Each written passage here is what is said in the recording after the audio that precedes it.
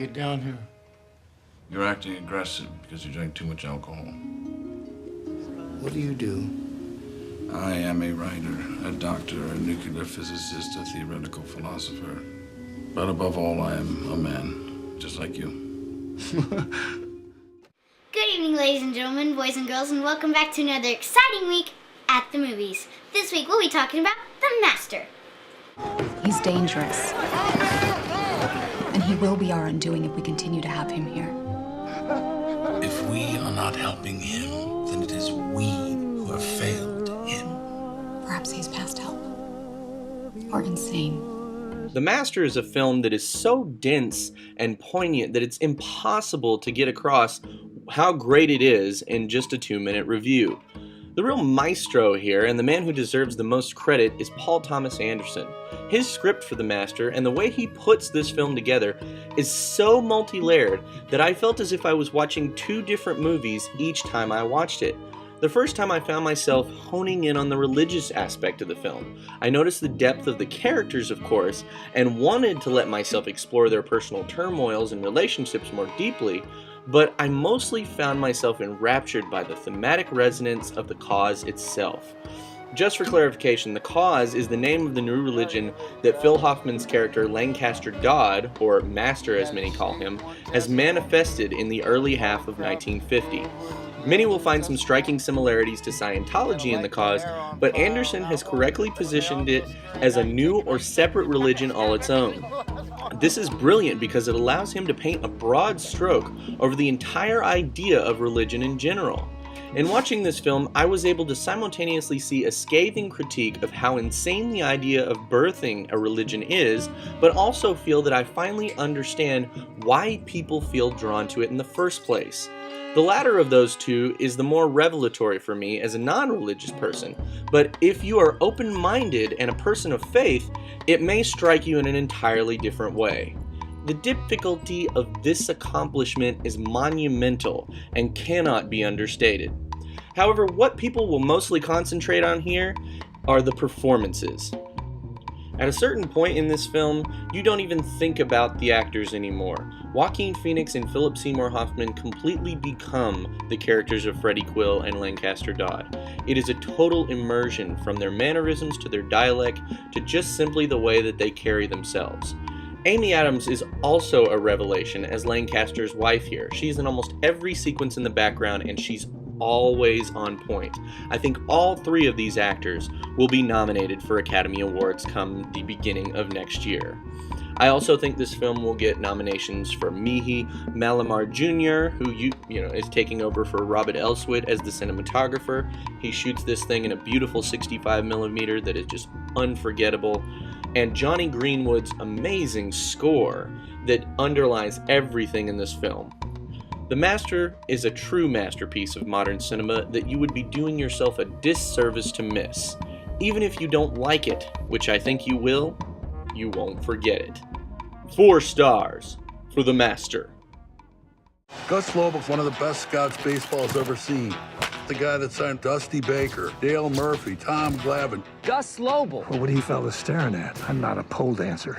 Okay, I have to start by saying The Trouble with the Curve is by no means a perfect film. There are tons of issues here. There are cliches after cliches, moments that you know are coming a mile away, and in all honesty, there are a couple characters here that I could have done without. But at the end of the day, I think it's going to be almost impossible for audiences to resist this film. It looks so good, it flows so well, and really what you're coming to see here are the performances. Clint Eastwood, Justin Timberlake, and Amy Adams are absolutely outstanding in this film. Every moment that they are on screen is a moment worth reveling in. And a lot of the writing is so good when it comes down to the personal moments that I could have honestly spent much more time in those individual sequences than I even got to in this film. This movie could have been a lot longer, and I would have been okay with it if they would have left some of that other junk out. And by the end of the movie, when it gets its ridiculously cliche ending, I was perfectly accepting of it because I loved these characters so much that, whatever. It happened. I didn't care. And I think you're going to feel the same way. Now, I'm not going to take the time to linger on plot here because it's pretty well laid out in the trailer, but I do want to take an extra second to say that between this film and The Master, Amy Adams should win an Academy Award this year. She's bound to get her 4th nomination. Fantastic actress. Give her the win. 3 stars for Trouble with the Curve. 800 million people living in the ruin of the old world. Only one thing fighting for order in the chaos. The men and women of the Hall of Justice. The new Dredd is like Die Hard acted by RoboCop. The character of Dredd, played by Karl Urban, has about as much personality as a robot, so he would fit perfectly into Alex Murphy's suit. He is a pure follower of the code laid down by the Hall of Justice and the baddest judge in Mega City 1. The film opens by showing us just how much of a badass Judge Dredd is in a car chase before we are introduced to a rookie cop named Anderson, played by Olivia Thirlby, who just happens to be a psychic. The Hall of Justice wants Dredd to take her under his wing, and she has the stuff. The first call the team gets is to a mass murder of 3 people in a mega block, which is, like this huge apartment complex that holds like 75,000 people. It appears that the victims were first treated with a brand new drug called slow-mo that slows a person's visual cognition down to about 1% of its regular speed. Dredd and Anderson quickly decide that this killing was a message, so they start an investigation, and it leads to the character of Mama, played by Lena Headey with a wicked scar, realizing that if she lets the judges escape with their prisoners, she is screwed. So she closes down the block, traps the judges, and turns the movie into Die Hard in an apartment complex. What follows is a series of action sequences that lead our heroes all the way up 200 stories of madness.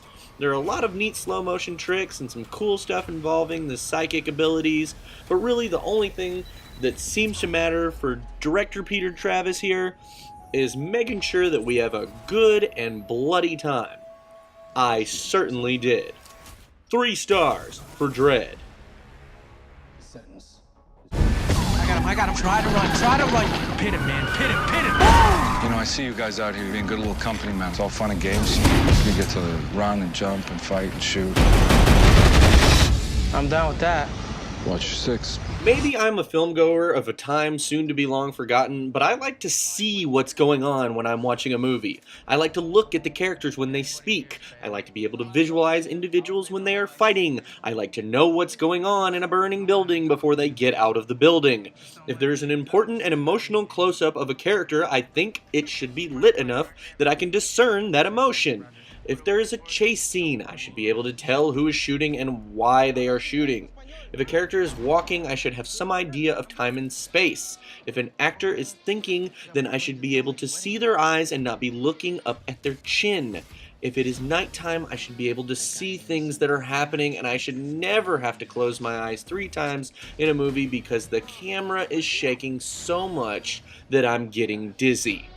Honestly, I wouldn't be as upset about the horrible camera work in this film if it weren't for the fact that everything else about it is pretty good.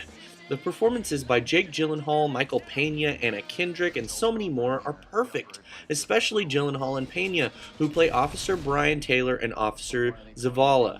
They have such outstanding chemistry that the individual sequences where they have conversations in their squad car or cut jokes make you feel like they have been friends for a lifetime. As a matter of fact, I could spend hours with the characters in that squad car because they are so sincere and so well acted that I didn't even feel that it was acting. Which makes you ask the question, why, if there was such great material here, did they feel the need to do all this gimmicky garbage with the camera?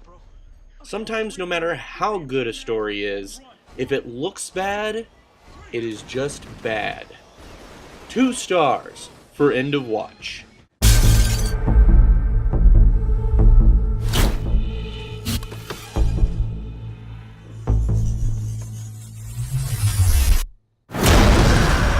I am going to admit wholeheartedly that I am 100% rooting for Jennifer Lawrence's career.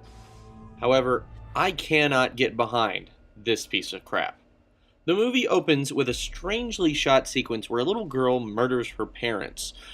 We then flash forward like 4 years and find ourselves introduced to Alyssa, played by Jennifer Lawrence, and her mom Sarah, played by Elizabeth Shue. They are moving into a small town, and I can't remember what the name of it is, who cares, and it just happens to be right across the street from where the grisly murders that open the film took place. We quickly learn that sometime after these murders, the son of the murdered couple moved back into the house, the little girl who committed the murders was never found, and the whole neighborhood thinks the house should burn down. Of course, that is everyone but Alyssa. Alyssa quickly develops a relationship with the disturbed boy Ryan, played by Max Thieriot, and starts disobeying her not-so-mother at every turn. I say not-so-mother because it is alluded to that she has not been much of a mom. However, Alyssa doesn't know that Ryan is secretly keeping what seems to be his missing sister trapped downstairs, and there might be more to him than she sees. At around the 1 hour and 20-minute mark, we find our young friend Ryan is attacked for no apparent reason other than he is a kid whose parents got killed. The bullies break out his car windows, jump him in the parking lot, and eventually take a bit of a beating themselves. This sequence launches a series of events that are so mind-numbingly stupid that it's hard to even think about it without laughing. One major plot point that would have helped a little with the plausibility of the last act is not revealed until seconds before the credits roll, and other big questions remain completely unasked. And when I say big, I mean like gaping enough to fit a Range Rover in them. House at the End of the Street quickly goes from being a boring teen drama with some better-than-average performances to an awful horror movie of brain-stopping proportions. It's so bad that by the time this movie was over, I was rolling my eyes into the back of my skull and trying desperately to pull them back down again. Which, if you think about it, might have been more entertaining to watch. 1.5 stars for House at the End of the Street. I have a woman here saying one of your employees took money out of her purse. You have a young lady who works at the register, about 19 years old, blonde. Becky, come with me. Compliance is a quite powerful and disturbing film about the inherent trust we put in law enforcement and how easily that trust can be manipulated for horrible purposes. I can honestly say that I would have never thought the events in this film possible or even imagined something like this had happened, but I've done some research since and you can count me stunned. The sick things that some people will do in this world certainly amaze me. I really don't want to give away much of this film because the filmmakers have gone to some lengths to not give away everything in the advertisement, and part of the experience of this movie involves not just the questioning of its characters, but the questioning of yourself as well. How would you react to such a situation?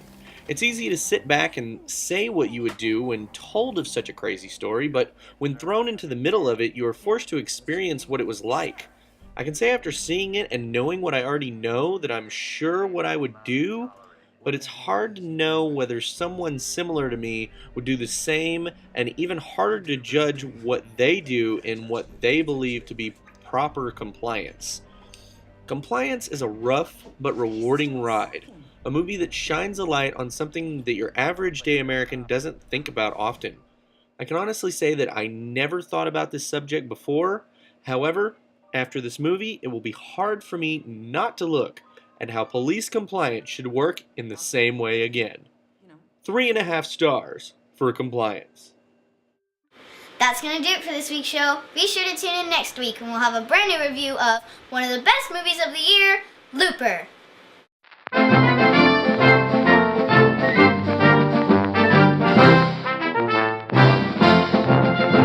One of the greatest movies of this whole year.